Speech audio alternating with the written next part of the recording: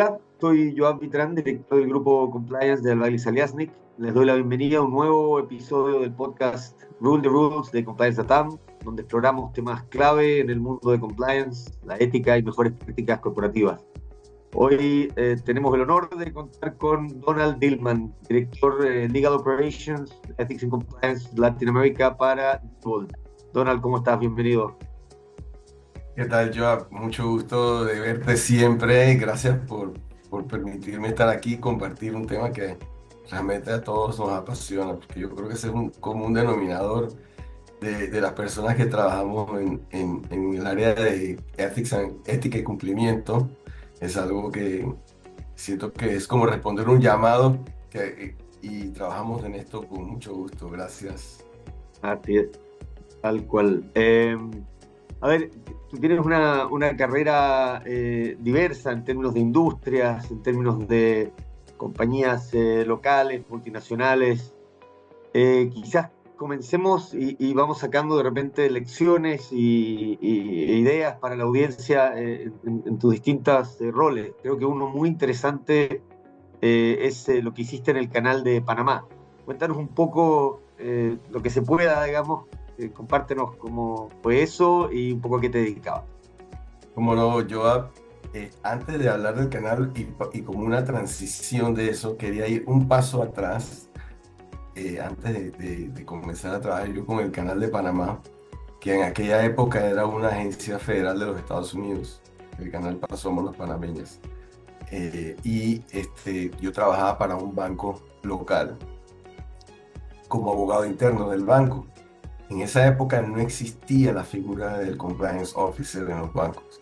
Ya me delaté un poco la edad.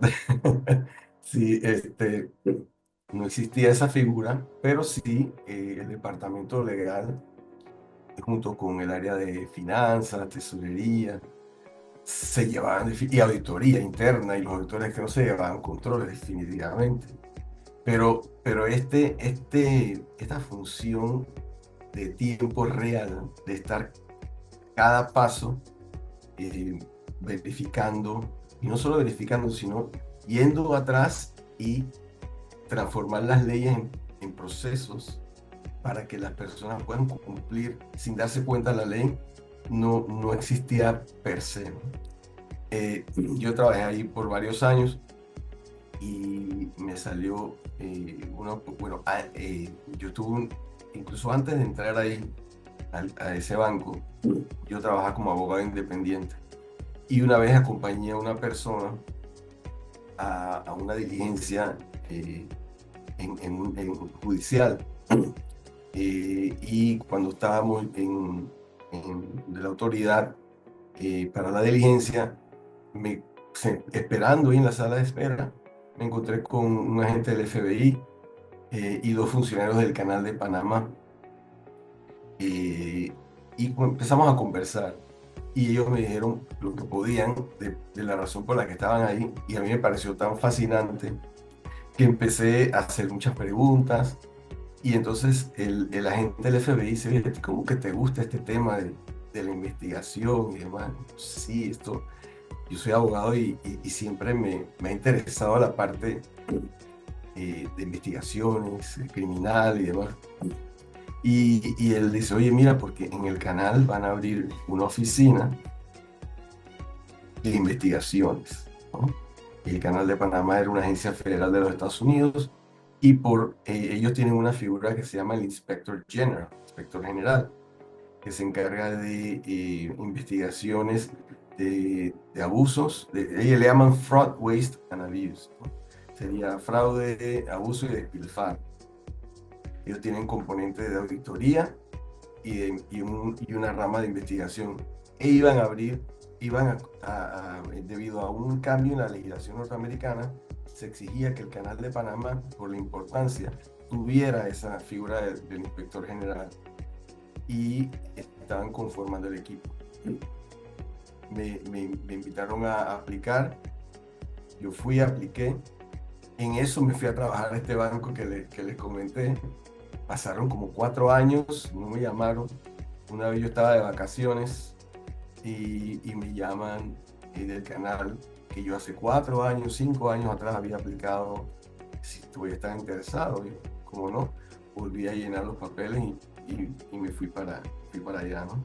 Tenía que pasar una instrucción de varios meses en una academia que se llama Federal Law Enforcement Training Center, que está en Glencoe, Georgia. Y tuve que ir allá y tuve que apostar a que lo iba a pasar, porque si no pasaba la academia esa, no tenía el trabajo. Y entonces fui allá yo soy bastante cabezadura y estudié como loco y logré aprobar, ¿no? Todos los exámenes, ahí te enseñan de todo, o sea, y es un elemento que te hace pensar la importancia que tiene para ese país, para los Estados Unidos, lo que es la administración de justicia, el law enforcement. Es una academia grandísima, es del tamaño prácticamente de un pueblo, y te enseñan de todo, yo tengo vigilancia, uso de armas, todo para convertirte en un agente especial, porque la posición mía era de agente especial, pero para el canal de Panamá. Aprobé y luego entonces ya en el canal tenía que trabajar haciendo investigaciones de violaciones éticas o violaciones a la ley, que si nos ponemos a ver es un componente de lo que hacemos en compliance, porque compliance tenemos la parte que más nos gusta, que es la preventiva, y una parte fascinante, pero que a mí me gusta más prevenir que correr a apagar un fuego, que es la de las investigaciones. Entonces, hacíamos investigaciones, tanto si un tema de algún contratista eh, no cumplía con las especificaciones de los contratos, que nos trataban de meter mercancía que no era la pactada, cualquier tipo de acto de corrupción era investigado. Y es algo que eh, debería extrapolarse o utilizarse en muchas agencias gubernamentales. El Canal de Panamá, para nosotros en Panamá, es muy importante desde el punto de vista histórico y económico y de nacionalidad. Y yo opino, pues, que la administración del Canal de Panamá, yo no sé si la palabra utopía cabe, pero se acerca mucho a lo que debe ser una administración correcta de bienes públicos.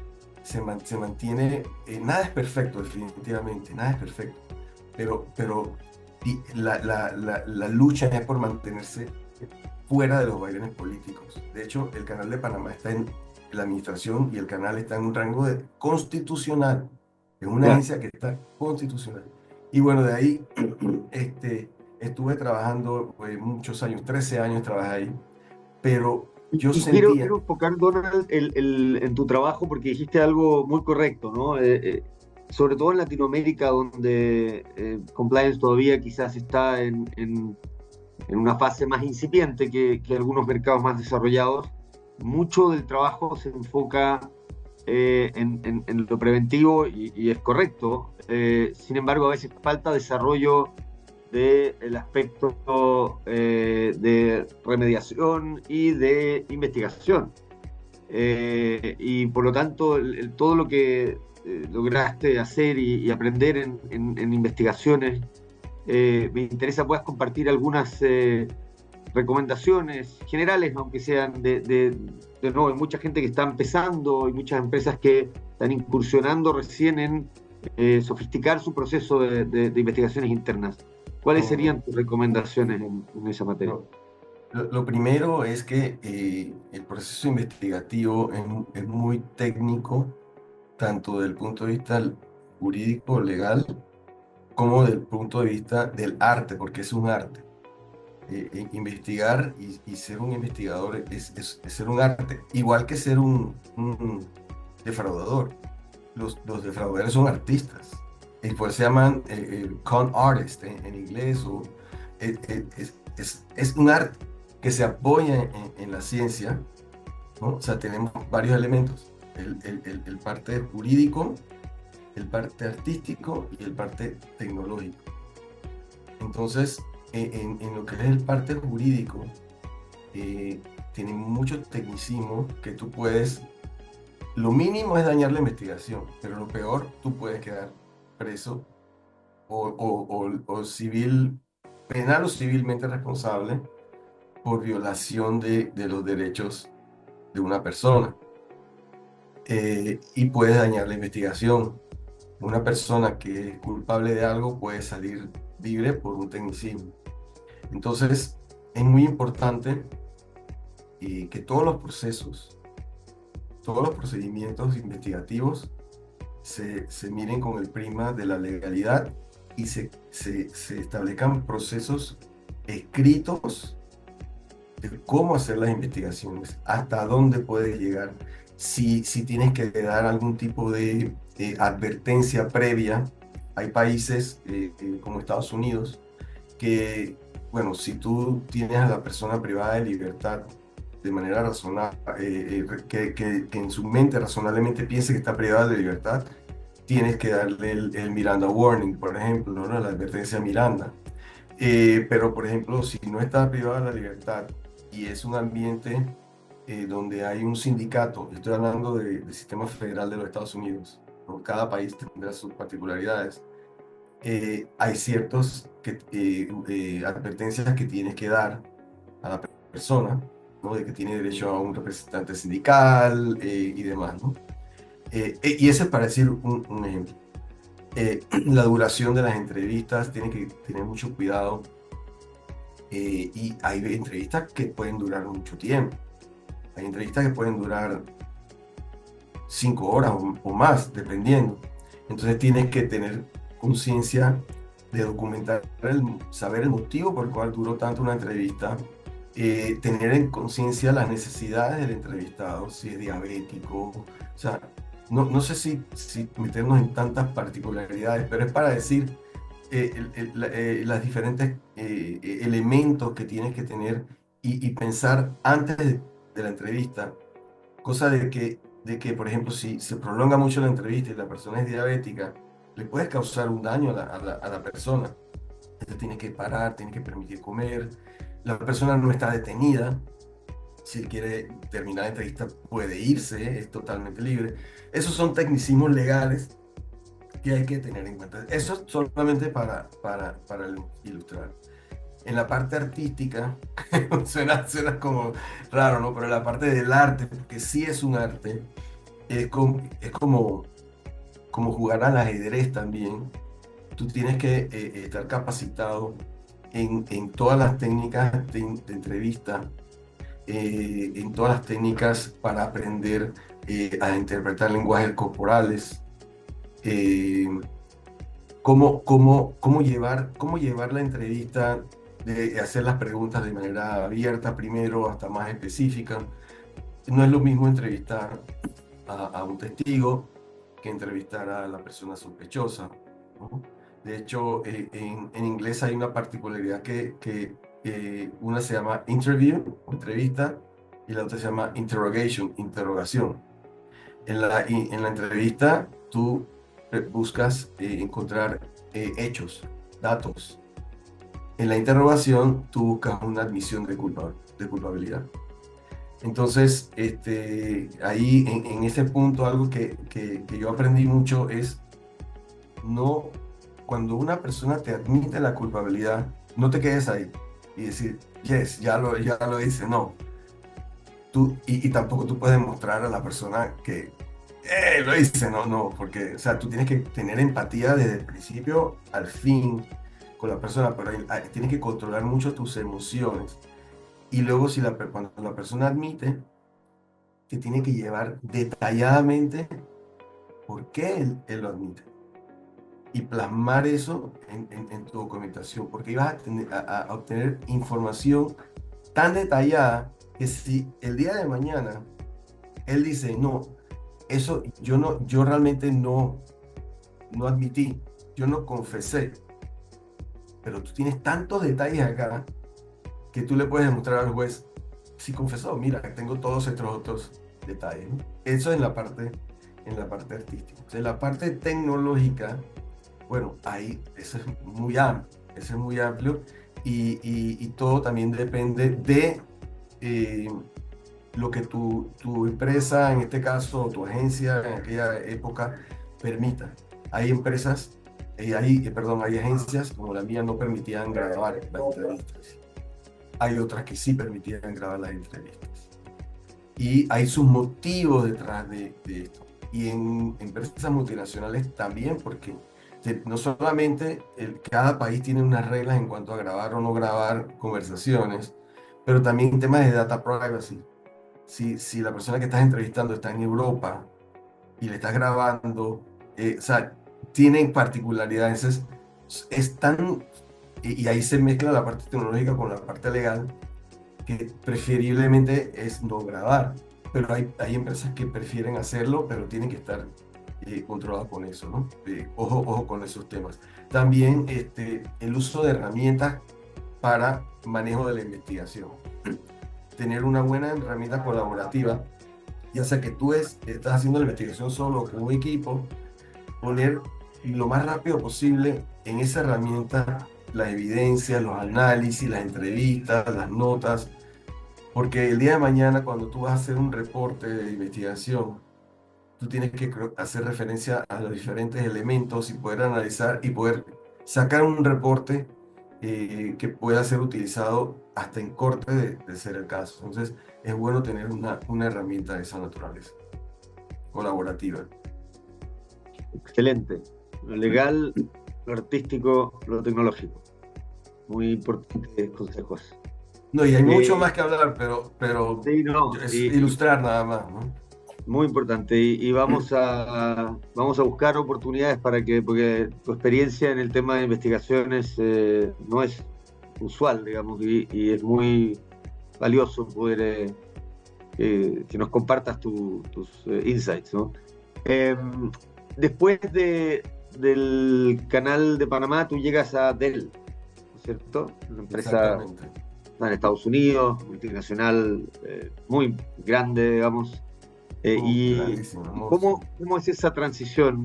Si bien, como tú decías, el canal tenía una conexión con Estados Unidos, al final es una empresa local en términos de la mayoría de su gente, ¿no? Y pasas a una multinacional con presencia en distintos países, y también pasas, me imagino, de conducir investigaciones o enfocarte y ser el inspector de alguna manera, como esa visión más de que viene cuando algo malo ha ocurrido o la sospecha de que algo malo ha ocurrido y pasas a ser Ethics and Compliance, que tiene Sí, de eso, pero tiene también de ser un business partner, ¿no es cierto? sí, Y sí. ser un coach a veces. Entonces, cómo fue esa transición? ¿Cómo la Bueno, trabajaste? primero salí del canal a pesar de que me apasionaba. Me apasiona lo que hago, pero le falta el elemento de construir, constructivo y preventivo. Y por un amigo que salió del Inspector General donde yo estaba, que se fue a Dell, me recomendó y me fui para allá. Cuando fui para allá, la verdad que fue un choque cultural muy grande, un choque cultural muy grande, porque, bueno, tú lo has dicho, ¿no? Es una multinacional, la dinámica es mucho más rápida, o sea, empezar a tener el sentimiento de que lo que pasó esta mañana, no, de lo que pasó hace 2 días, pasó recién esta mañana. No sé si a ustedes les pasa, que tú estás pensando en algo eso fue ayer, antes de ayer, no, fue esta mañana, porque pasan tantas cosas, ¿no? Entonces, encontré también choque en el tema de ser un business partner. Y eso me gustó, porque me enseñó a crear esa cultura de prevención. Y también es otro arte, porque tú traes dos sombreros. Tú eres el asesor de confianza, pero a la vez lo estás fiscalizando. Entonces, es saber llevar eso. E incluso cuando alguna vez tienes que hacerle preguntas difíciles, después de esas preguntas difíciles, seguir siendo su colaborador, su asesor de confianza, es, no es fácil, pero es muy, muy bonito, muy reconfortante, porque la gente te empieza a ver de otra forma, no te empieza a ver como el policía que está para chequearlo, sino como que aprecian tu trabajo porque se sienten seguros de que cuando estás con ellos van a hacer las cosas correctas, ¿no? Entonces, Absolutamente. era muy, muy diferente. Y esa parte me encantó, poder, porque que es vital para una persona de compliance, es vital tener buena relación con el negocio, conocer el negocio, para no ser un ancla, para no ser un stopper, Un ¿no? obstáculo. Un Sí, tal cual. obstáculo. Y la diferencia que encontré grandísima y que vivo en la actualidad todavía, es que yo pienso que es mucho más fácil ser un investigador del gobierno que un investigador del área privada. Es mucho. En gobierno yo podía buscar con una herramienta que se llama el subpoena. Yo podía pedirle a un banco información de los clientes y me lo tenían que dar. Bancos americanos, no de acá. Pero las herramientas de investigación del área pública son mucho más fáciles que el área privada. Ese es mi percepción. Y cuéntanos un poco ahora de la actualidad en Diebold. ¿Cuántos países, por ejemplo, tienes a cargo en términos de compliance? Bueno, ¿Qué desafíos? yo empecé en Latinoamérica, de México a Argentina, incluido Brasil, y ahora ya tengo Canadá, Estados Unidos, tengo toda América ahora mismo, sí.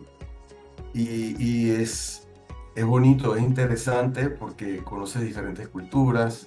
A mí me encantan los idiomas. Una de las cosas que a mí me apasiona es poder hablar portugués, poder hablar inglés y poder cambiar de un idioma a otro, una reunión de un idioma a otro. Al principio, bueno, eso lo empecé con Dell porque ya tenía también Brasil.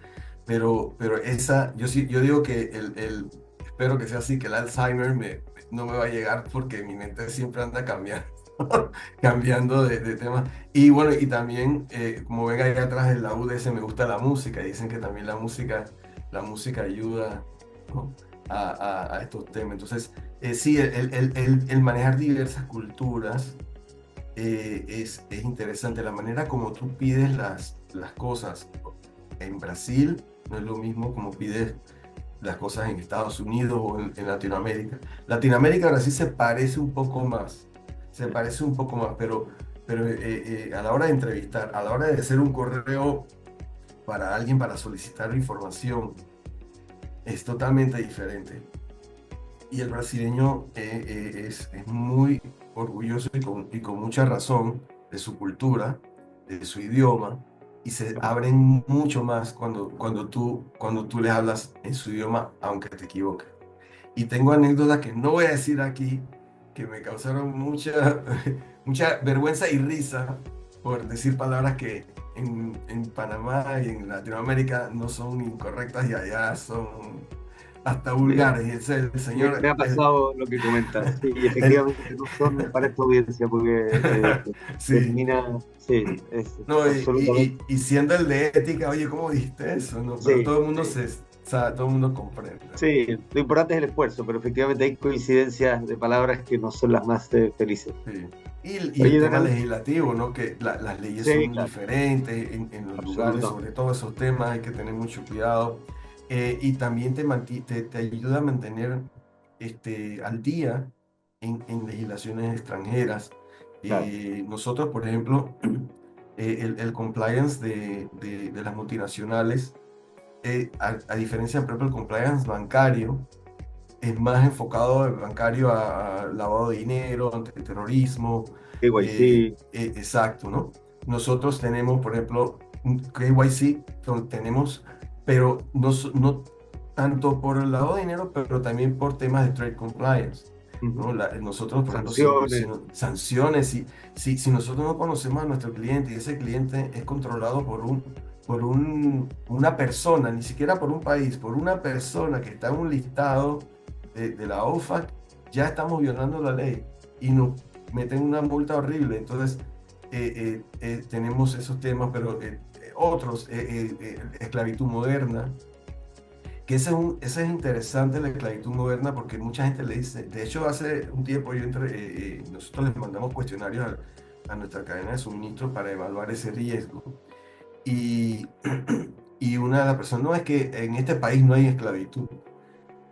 Entonces, es la ignorancia de las personas de que piensa que esclavitud es como antes, nada más con el látigo, pero la esclavitud moderna y nuestros países donde pasan tantos migrantes que buscan ir a los Estados Unidos y se aprovechan de ellos, le quitan los pasaportes, ciertas prácticas que son esclavitud moderna, es un riesgo en nuestros países. Entonces, es interesante que cada país tiene sus legislaciones y sus requisitos, ¿no? Por ejemplo, hace poco tuviste una, eh, un podcast que hablaban del Sagrilaz en Colombia, súper estricto. Aunque no sea el riesgo mayor de tu empresa, a ellos no les importa, tú tienes que cumplirlo con cabalidad y eso es una inversión económica, de tiempo, todo recurso para la empresa. Así, Interesante, cada país tiene sus sí, particularidades y hay que estar con eso. monitoreando todo, total. Me dicen que tenemos que ir cerrando, pero me encanta terminar con quizás una pregunta. Hay mucha gente que está iniciando su camino en temas de compliance y hay gente que quizás está pensando en dedicarse a compliance. ¿Cuál sería tu consejo principal para esas personas, mirando hacia atrás y en ese abogado independiente que comenzaba en ese banco, en esa entrevista con el FBI? ¿Cómo era Donald, cómo es ahora y qué le recomiendas a esa gente? Bueno, eh, importante es educarse, ¿no? Normalmente, pues, pienso yo que normalmente los profesionales, los profesionistas del cumplimiento son abogados, pero no necesitan ser abogados. Es una ventaja pienso yo, como abogado, porque te da lo que es el privilegio abogado-cliente y toda la información que haces en tus investigaciones quedan bajo privilegio porque las realiza un abogado, ¿no? Así que estudiar leyes es muy importante, no necesariamente ser abogado, dependiendo del área donde estás, ¿no? Por ejemplo, si tú eres una persona que estudia bioquímica o algo, tú puedes ser compliance de esa área, ¿no? Entonces, sí es importante, pienso yo, certificarse porque esas certificaciones te ayudan a mantenerte al día, pero no es obligatorio, ¿no?, hacerlo porque tú, como es tan apasionante, tú te puedes ir todo el tiempo estudiando, pero sí es importante mantenerse al día en el tema de jurídico, pero también aprender neurolingüística, temas de investigación, cómo entrevistar, eh, tema educativo. Hay empresas, ¿no? Tú conoces muy bien de eso, que tienen herramientas que convierten la capacitación de cumplimiento en algo viral y todo el mundo quiere tomar la capacitación porque es divertida. Entonces, saber capacitar. Entonces, esos elementos, ¿no? Aprender de investigación, aprender la parte jurídica, aprender la parte de investigaciones y la parte de capacitación, que tus capacitaciones sean divertidas y que puedas dar el mensaje de la manera más efectiva y que quede en la mente, ¿no? Entonces, ampárate, búscate herramientas, empresas que sepan de estos temas y te asesoren. Eh, Eso sería mi recomendación, ¿no? Qué buena manera de concluir, Donald. Ha sido un placer tenerte con nosotros. Para nuestros oyentes les recordamos que no olviden seguirnos en LinkedIn e Instagram como Compliance Latam. Están invitados también a visitar la página compliancelatam.legal. Tenemos disponible mucho material de interés, guías comparadas, más episodios de podcast, webinars, etcétera. No olviden compartir este episodio. Nos vemos en el próximo para seguir conversando sobre compliance, promover mejores prácticas y recomendaciones para todas las empresas. la próxima. Donald, muchas gracias. Un abrazo. Gracias a ti, un abrazo a todos y feliz año a todos en 2025. Hasta luego. Chao.